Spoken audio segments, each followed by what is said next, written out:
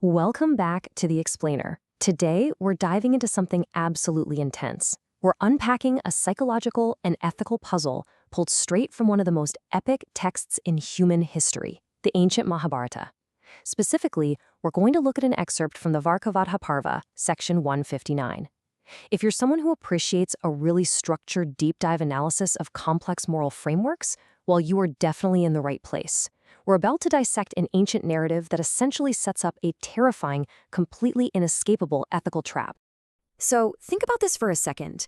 What happens when literally every choice you can make is the wrong one? I want you to imagine a true lose-lose scenario. You know, we talk a lot about tough choices, but usually there's at least a lesser of two evils, right? But what if every single door you could possibly open leads directly to tragedy? That's the terrifying moral trap we're about to explore. Okay, let's dive into this. Section 1. Heroes in Disguise. To really understand the gravity of this dilemma, we first need to establish our baseline. Our main subjects here are the mighty Pandavas. They're princely brothers, but right now they're forced into hiding in a town called Ekachakra. They are literal royals, but they're leading what's called an eleemosynary life, which is really just a fancy word for a life of begging. And their daily routine is incredibly disciplined. They wander the town, gathering alms, they return at nightfall, hand everything over to their mother Kunti, and then she divides it up. This strict, peaceful rhythm establishes a really deep sense of normalcy for us. You know, they're safe, they're surviving. And there's a slightly humorous but actually really vital detail in this routine. 50% of all the food they gather goes to Bhima alone. The remaining 50% is split between Kunti and the other 4 brothers. It's wild.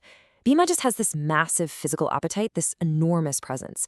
But keep his physical strength and vitality in mind, because it's going to contrast so sharply with the fragile, agonizing psychological breakdown we're about to witness in their host. Section 2. A cry in the dark. So one day, while the other brothers are out, a really loud, heartrending wail just pierces the quiet from the inner apartments of their host's home.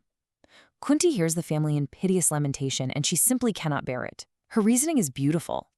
She says, "He is a true man upon whom favors are never lost. He payeth back to others more than what he receiveth at their hands." She recognizes that she and her sons are living happily and safely because of this Brahmana's protection. Back then, the ancient code of hospitality wasn't just some polite suggestion. It was a deeply ingrained, almost sacred duty. And really, that ancient code of hospitality directly mirrors what we understand today as modern empathy. We're driven to protect those who shelter us. Why does this matter? Well, it humanizes the myth. It shows us that Kunti's reaction is fundamentally grounded in a very relatable sense of gratitude. Hearing all of this, the mighty Bhima immediately steps up and pledges to figure out the distress and relieve it, absolutely no matter how difficult the task might prove to be. Section 3. The illusion of wealth. So Kunti acts immediately. She rushes to the inner apartments. And the source text has this great visual describing her like a cow running towards her tethered calf. But what she finds isn't some physical attacker. It's a family completely paralyzed by despair. The Brahmana is ranting about the hollow nature of existence, calling life a mere record of misery. He breaks human pursuit into 3 conflicting goals: virtue, wealth, and pleasure.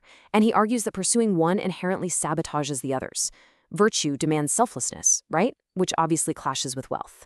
Pleasure distracts the soul. The Brahmana concludes that because we try to pursue these simultaneously, the soul is just constantly torn apart. At this point, he doesn't even believe salvation is possible anymore.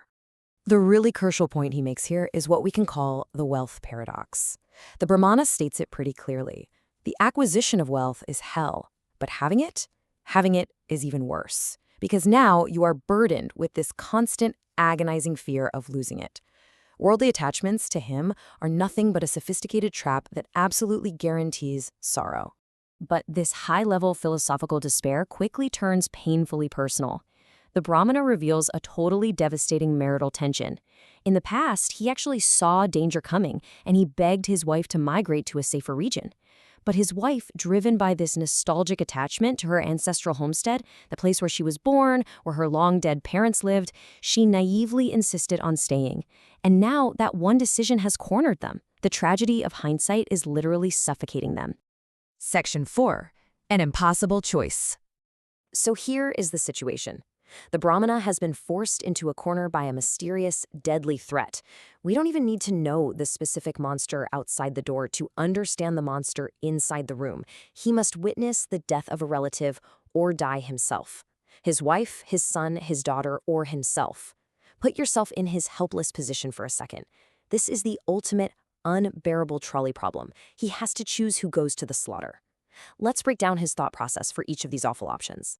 First, he considers his wife, and he instantly realizes it's impossible. He says, "Thou art my helpmate in all good deeds. Having chosen and wedded thee with due rights, I cannot abandon thee." Even though he was just blaming her moments ago for keeping them in this town, his love and duty totally overwhelm his anger. She's his partner, the mother of his children, innocent and devoted. He simply cannot cruelly abandon her to save his own skin. So he moves to option 2, his son. And the sheer horror of this thought just breaks him. How shall I myself be able to sacrifice my son, a child of tender years? The source material actually includes this hauntingly specific visual detail. The boy is so young he is without the hirsute appendages. Basically, he hasn't even grown facial hair yet. To sacrifice a child whose life hasn't even truly begun? That goes against absolutely every biological and moral instinct a father possesses. Next up, he looks at his daughter. And here we really see the deep cultural and spiritual stakes of the era. He asks how he can sacrifice a daughter placed as a pledge in my hands by the Creator himself. You see, in his worldview, a daughter is essential for the continuation of a lineage that eventually secures heavenly bliss for his ancestors. Sacrificing her isn't just killing a child, it is permanently severing his family's spiritual future and perpetual happiness. It's utterly unthinkable. Section 5. No way out. So we have reached the bottom of the emotional funnel here. The Brahmana has eliminated his wife, his son, and his daughter. The only life left to bargain with is his own. But it's a brutal calculus. Think about it. If he sacrifices a family member, he commits an act of profound evil that ruins his soul and his afterlife.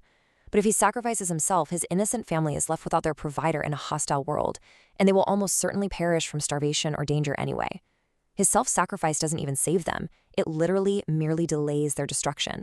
And that leads to his devastating conclusion of total surrender. It is well that I should die with all these, for I can live no longer. There's no clever way out. The logic of duty, the logic of survival, and the logic of love have all completely short-circuited. The only mathematical solution to this emotional equation is mutual destruction. They must all die together. And that brings us to the end of our explainer today. I want to leave you with this heavy, lingering question. When logic, duty, and love only lead to destruction, what would you choose? Is there ever actually a right answer when the framework itself is broken? It's a real testament to the enduring power of these ancient texts that they can still put us in such a profound, uncomfortable psychological bind today. Take some time to reflect on this dilemma. Thank you so much for joining me, and I'll see you in the next explainer.